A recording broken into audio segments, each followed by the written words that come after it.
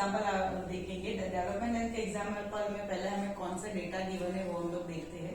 Determine the limit state method development length for 20 mm। हमें यहाँ पे डेवलपमेंट लेंथ फाइंड करनी है फॉर 20 mm डायामीटर। जो हमें डायामीटर दिया है वो है 20 mm का।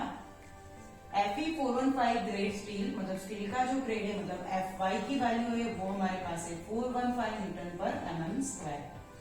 बार इन कंप्रेशन, यहाँ पे हमें जो 415 ग्रेड का स्टील है वो हमने यहाँ पे कंप्रेशन में प्रोवाइड किया है। यूज M20, मतलब कंक्रीट का जो ग्रेड है, मतलब FCP की वैल्यू है वो हमारे पास है 20 न्यूटन पर mm²। तो हमारे पास सारे ये डेटा गिवन है, मतलब डायामीटर गिवन है, स्टील का ग्रेड और HCP मतलब कंक्रीट का ग्रेड।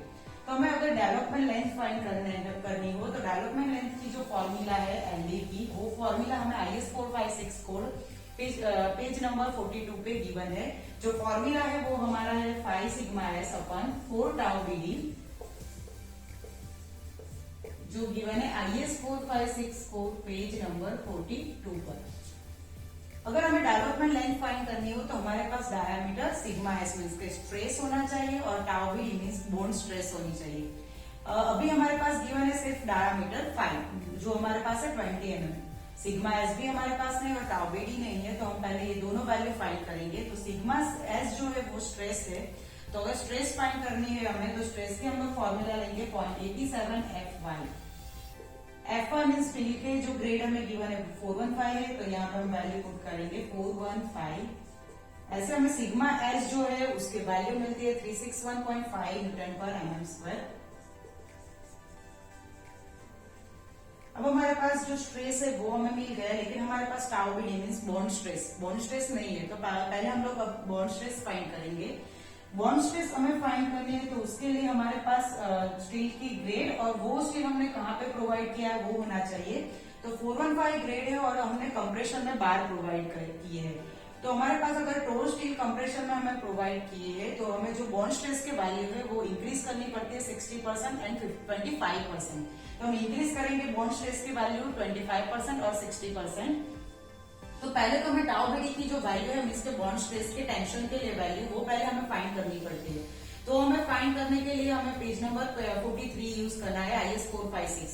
उसमें हमें डिफरेंट कॉन्क्रीट ग्रेड के लिए टाउ बीडी की वैल्यू गिवन है। तो हमारे पास जो कॉन्क्रीट का ग्रेड है वो M20 मीन्स के 20 ग्रेड है। तो अगर 20 ग्रेड के लिए आप लोग वैल्यू देखोगे, मतलब के IS 4564 पेज नंबर 43 में आप लोग टेबल में देखोगे तो जो वैल्यू हमें मिलती है वो 1.2 मिलती है M20 ग्रेड के लिए। तो 1.2 वैल्यू जो हमें मिली वो टेंशन के लिए मिली है, लेकिन हमें जो कंप्रेशन में बार प्रोवाइड किए तो उसमें हमें 25% एंड 60% दोनों वैल्यू इंक्रीज करनी है। तो हम इंक्रीज करेंगे वैल्यू इंक्रीज बाय 25% एंड 60%। तो ऐसे हमें टाउ बीडी की जो वैल्यू है वो 1.2 इंटू 25% मतलब 1.25 इंटू 60% मतलब 1.60। तो ऐसे में जो बॉन्ड स्ट्रेस है उसकी वैल्यू हमें मिलती है 2.4 न्यूटन पर mm²। यहाँ पे जो हमने 1.2 वैल्यू ली वो हमें कहाँ से मिलेगी वैल्यू, तो IS 456 कोड में से पेज नंबर 43 पर से हमने ये 1.2 वैल्यू ली है। अब हमारे पास सारे ये फॉर्मूला आप लोग देखो तो ये फॉर्मूला में हमारे पास सारी वैल्यू है, मतलब डायामीटर है तो 20 mm के गिवन है। सिग्मा एस जो नहीं था तो हमने फाइंड किया, जो मिला 361.5 और टाउ बी बॉन्ड स्ट्रेस हमें मिला 2.4। तो सारे वैल्यू अब हम मेन जो फॉर्मूला हमारे उसमें पुट कर देंगे। तो फाई हमारे पास है 20, सिग्मा एस हमारे पास है 361.5 और 4 डिवाइड बाय 4, टाउ बी है 2.4।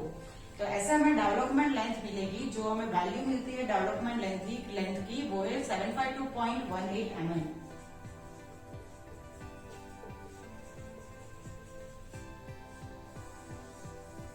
तो हमें डेवलपमेंट लेंथ मिली 752.18 mm। I hope you all understood about example of development length.